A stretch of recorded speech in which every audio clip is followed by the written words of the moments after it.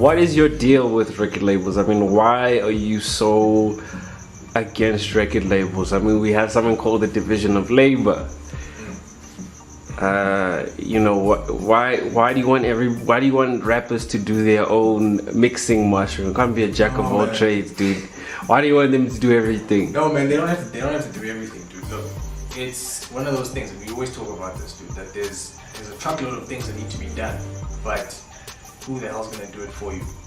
Especially when you just started out. No one wants to take Joe off the street and help him out and say, look, I'm gonna give you the best service I can. Sure, it's gonna happen from time to time. You'll find there's someone who's like, pure of heart, who's gonna come through and say, look, I'm gonna take your music and I'm gonna do the best thing I can with it, and then they help and try and build you up. But majority of the time, what they do, what I've seen happen is people get slapped with generic contracts, generic things. I've seen it, and the terms in there, you can't argue the terms. Even if you sit in the room, you've got a lawyer next to you on the one side, you've got a mathematician on the other side. It doesn't help because.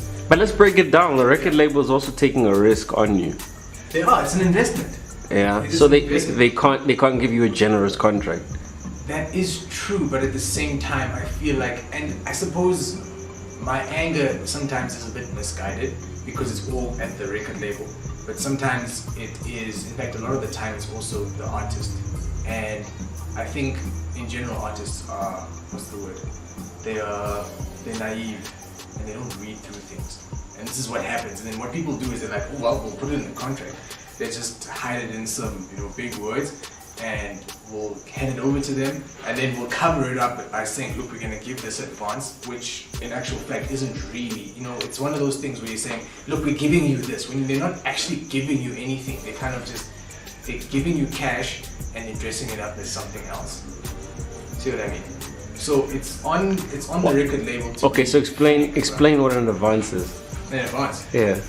So some deals, not all of them.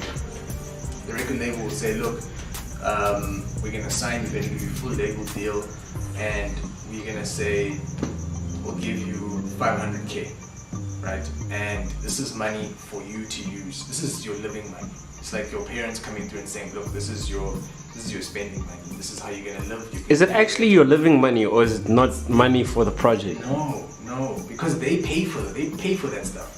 They still have money that they pay for. Now this is where it gets this is what makes me a bit annoyed. Because if I'm an artist and I receive money, right, to say, look, I've gotten this 500K, it's now for me to go and do things, whatever it is.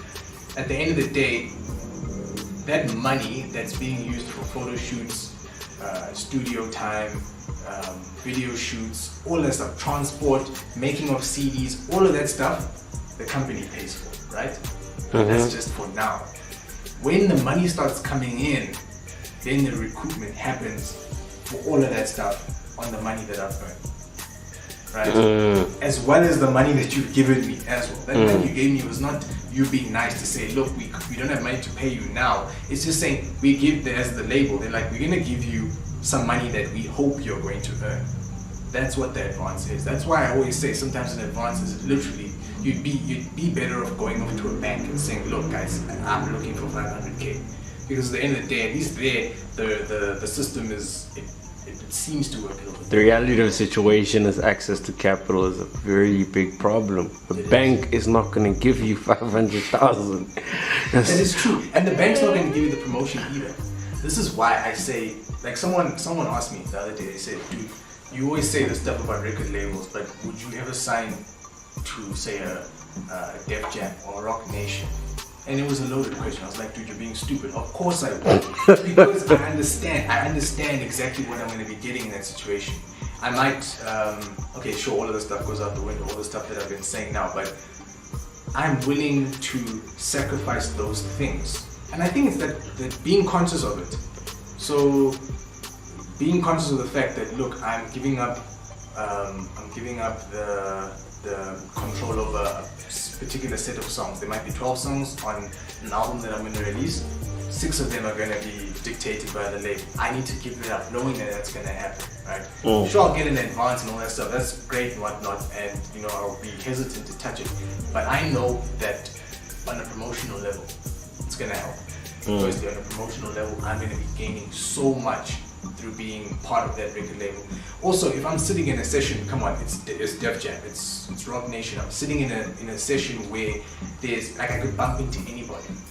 Those relationships that I'm building through that situation trump a lot of the bad stuff that's gonna happen, right? Yeah. Now, if it's a smaller label and maybe it's let me not say Sony because Sony is not small, but like any kind of indie label, they'll come through, they'll offer the same things and they'll say we're gonna do your promotion, we're gonna do all of that stuff. But on an indie level, sometimes I look at these labels who sometimes consult with me and I'm like, but what you're doing for them, they can do for themselves if they try really hard. Not that it's easy, they just need to try really hard.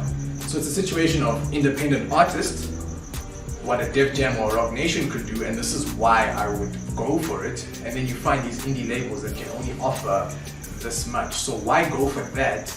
Give up your masters, have to recoup, be in the mess of a contract that can last 2, 3, maybe 4, maybe 5 years long, when you could just, you know, scrounge around and try and get yourself from wherever it is to wherever it might be until that Rock Nation or Def Jam comes along.